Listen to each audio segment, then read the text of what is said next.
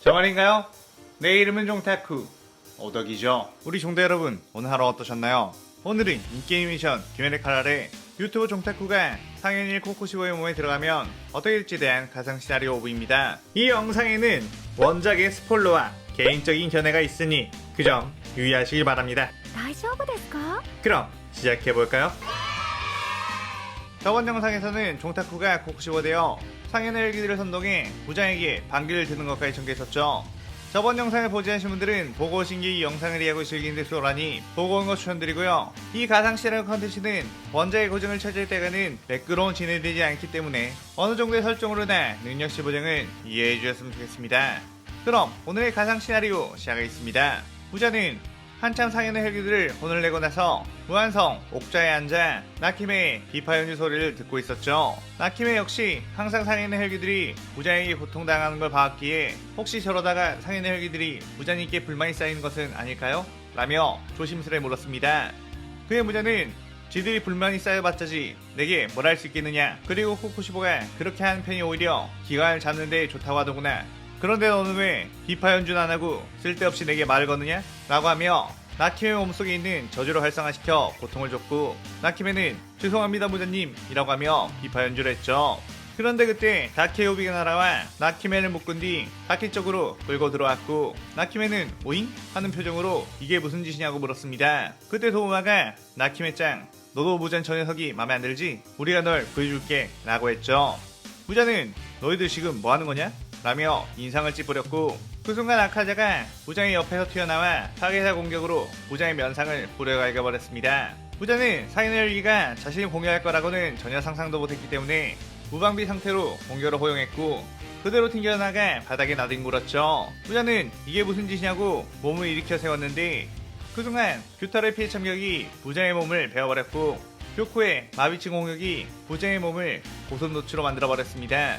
부자는 몸에 퍼지는 규타의 독과 교코의 마비 능력에 몸을 제대로 움직이지 못했고, 그 순간 좌코탱이 쏟아내는 음파 공격과 도마의 얼음창이 부자의 몸을 박살내버렸죠. 타키가 그걸 보고 웃으며 대치웠나? 부자 녀석 별거 아니잖아 라고 했는데, 아카야가 이걸로 죽을 녀석이 아니야 방심하지마 라고 소리쳤습니다. 그때 부자는 박살난 몸뚱이가 하나로 모이며 다시 무장의 모습이 되었고, 너희들 이게 무슨 짓이냐? 미쳤? 라고 하자마자 아카자의 묵직한 펀치가 다시 무장의 머리를 가격했고, 다시 상인들의 폭풍 공세가 몰아쳤죠. 그의 무자는 야 나 말 좀 하자 라고 하며 온몸에서 거대한 촉수들을 끄집어내 그 공격들을 튕겨냈고, 너희들 도대체 이게 무슨 짓인지 들어보긴 하자 라고 했습니다. 그의 아카자가 이 녀석이 지금까지 우리를 속박해오며 괴롭혀왔던 것, 그리고 노예처럼 잡다한 일을 시켜오면서 허구한 날 협박했던 것, 그 외에도 이놈의 맘에 안 드는 구석은 셀 수 없이 많다 라고 했죠. 무자는 어이없어 하면서 도대체 너희들 내 저주는 어떻게 풀어낸 거지? 한꺼번에 이러는 거 보니 분명 어떤 배우가 있을 듯한데? 라고 했습니다. 그의 도마는 이 녀석처럼 그릇이 작은 녀석보단 카리스마 있는 코코시보님을 따를 것이다 라고 했죠.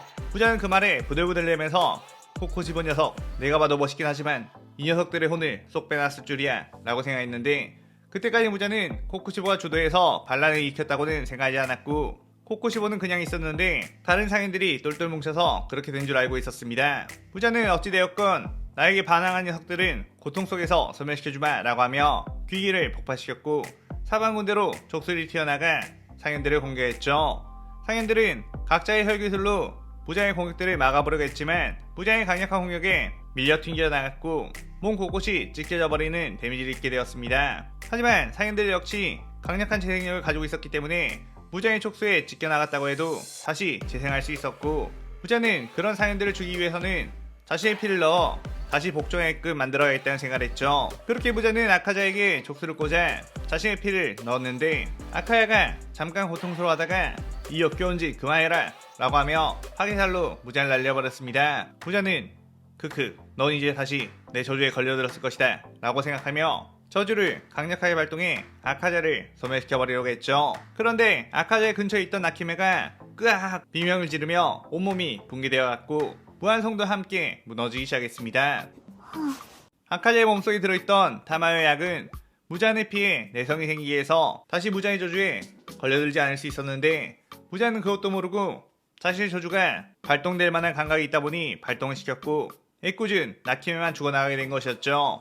상인들은 나키메가 소멸하는 걸 보고 그래도 자신의 부하로 그동안 고생했던 나키메를 저런 식으로 죽여버릴 수 있는 거냐고 역시나 무장에게서 벗어나길 잘했다고 오히려 사기가 중력이 되었습니다. 그렇게 다시 한번 상인들은 돌돌 뭉쳐 무장을 공격했고 무장은 짜증만 더욱 폭발하게 되었죠. 무장과 상인들의 싸움이 지속되자 상인들의 체력이 먼저 바닥이 나기 시작했고 도저히 이대로는 무장이 이길 수 없을 것 같다고 생각했습니다.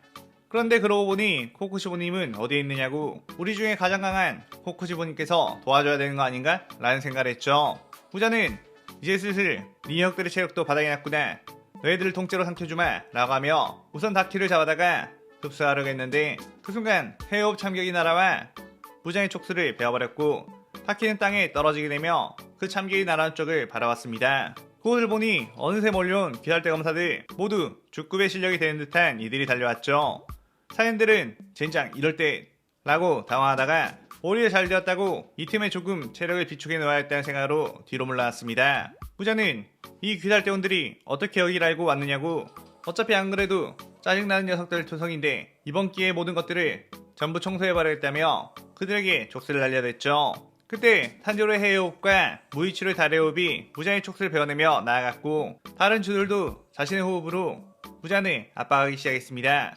하지만 역시나 귀살대 검사들도 무장의 강력한 공격에 밀리기 시작했고 탄지로와 무이치로가 무장의 몸을 일륜도로 베어냈음에도 무장은 목의 약점을 극복한 상태라 다시 재생에 반격을 했죠. 주들은 우리가 이런 식으로 무장을 상대하는 게 맞는 거냐고 그냥 이렇게 개죽음을 당하는 거 아니냐고 두려움이 찾아왔는데 쇼로가 우리는 해낼 수 있다고 이번 기회가 아니면 부자를 죽일 수 있는 기회가 더 이상 없을 수 있다고 말했고 주들은 다시 몸을 일으켜 부자에게 뜨거운 공격들을 퍼붓었습니다. 부자는 그 모습에 너네가 바라게 받자 요리지용대 인물이 나오지 않는 이상은 절대로 나를 이길 수 없다고 오만한 표정을 지으며 강력한 혈기술로 주변을 초토화시켜 주들을 날려버렸죠. 부자는 일단 가장 약해 보이는 주들부터 죽여주겠다며 쓰러진 시노부를 향해 다가갔고 그대로 촉수를 뻗어 그녀를 찌르려고 했습니다.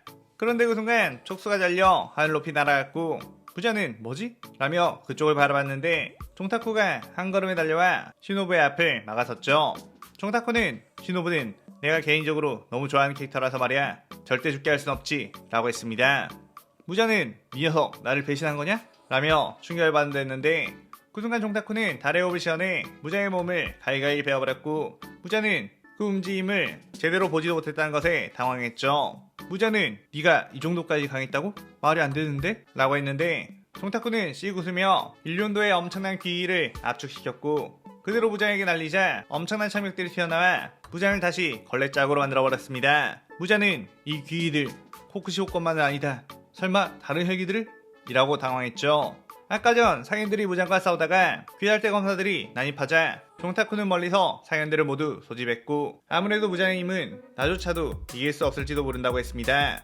일단 무장의 압도적인 힘을 겪은 상인들은 그 말에 망연자실해 있었는데 그때 종타쿠가 하지만 방법은 있다. 선택은 너희들에게 맡기만. 그것은 바로 너희들이 나와 합체 더욱더 강한 힘을 얻어 함께 무장을 퇴치하는 방법이지 라고 했죠. 귀할대 검사들이 무장을 상대하고 있는 상황이라면 모두를 흡수할 시간이 충분할 것 같다고 무장을 이기려면 이 방법밖에 없다고 강력히 주장을 했습니다. 그의 상인들은 어차피 이대로 다시 무장에게 죽거나 무장의 노예가 되느니 코쿠시보님의 힘이 되어 최강이 되는 게 낫겠다고 했고 그렇게 종타쿠는 상인들을 흡수하기 시작했죠.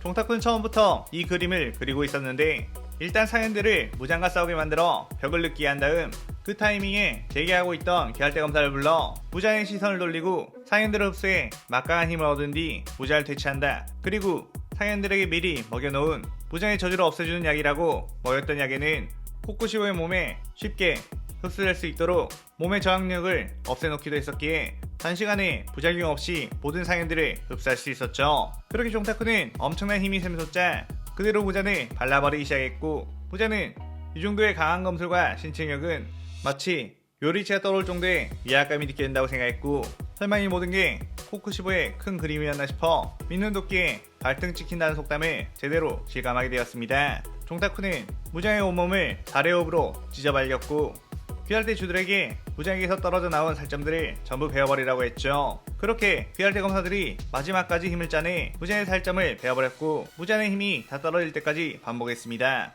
그런 중 어느새 동이 터오기 시작했고 무이치로 탄지로 그리고 기아테주들은 사실상 무장을 퇴치하는 데 있어 가장 큰 공헌을 해준 코쿠시보를 걱정하기 시작했죠. 총타쿠는 나는 기아테 초대 월주 찌이쿠니 미치가츠 이렇게 무장 퇴치의 소원을 이루었으니 더 이상 혈기로서 이 세상에 남아있을 이유가 없다고 날 부디 변절자로 기억하지 않고 당당했던 기아테주로서 기억해주길 바란다고 했습니다. 그러면서 탄지로에게 네이코는 사마가 분명 인간으로 만들어줄 테니 걱정하지 말라고 했고 무이치로에게는 원작에서 널 처참하게 죽여서 미안하다고 이 기회를 빌어 대신 사과하겠다고 했고 미치루와 시노부를 바라보며 개인적으로 너무 좋아합니다 라고 했죠. 시노부와 미치루는 저 혈기 오늘 처음 보는데 좋아한다 한다고? 라며 당황했고 태양이 어느새 대지를 비추며 무장의 자녀들과 코쿠시보의 몸이 다 들어가기 시작했습니다. 총타쿠는 속으로 이 정도면 되게 코쿠시보로 멋있게 활약을 한 거였지? 사실은 코쿠시보로 이 세계 안에 하도 오래 있다 보니 얼른 원래 세계로 돌아가고 싶어서 참여를 하는 건데 그래도 가는 길에 이미지 메이킹은 잘했다 라고 생각하며 원래 세계로 돌아가게 되었죠. 종타쿠는 오랜 꿈에서 깨어나 일어났고 처음에 근면성실하게 살아오고 싶어 하다가 코쿠시보가 되어 엄청난 단련충의 삶을 살아보니 역시 규칙적인 생활보단 마음 편하게 하고 싶은 대로 사는 게 최고라며 곧바로 지킨을 시키면서 이 시나리오가 끝이 나게 됩니다. 자, 이렇게 피지컬적인 요소보단 지능캐의 면모로 무장에게 반란을 일으키는 코쿠시보로 만들어봤는데 재밌게 보셨으면 좋겠네요. 오늘의 가상 시나리오에 대한 감상평 많이 남겨주시고 저는 다른 재밌는 시나리오 들고 찾아오겠습니다. 오늘 영상 즐겁게 보셨다면 구독, 좋아요, 알림 설정 누르는 거 잊지 마시고요. 그럼 오늘은 이만 사요나라.さようなら。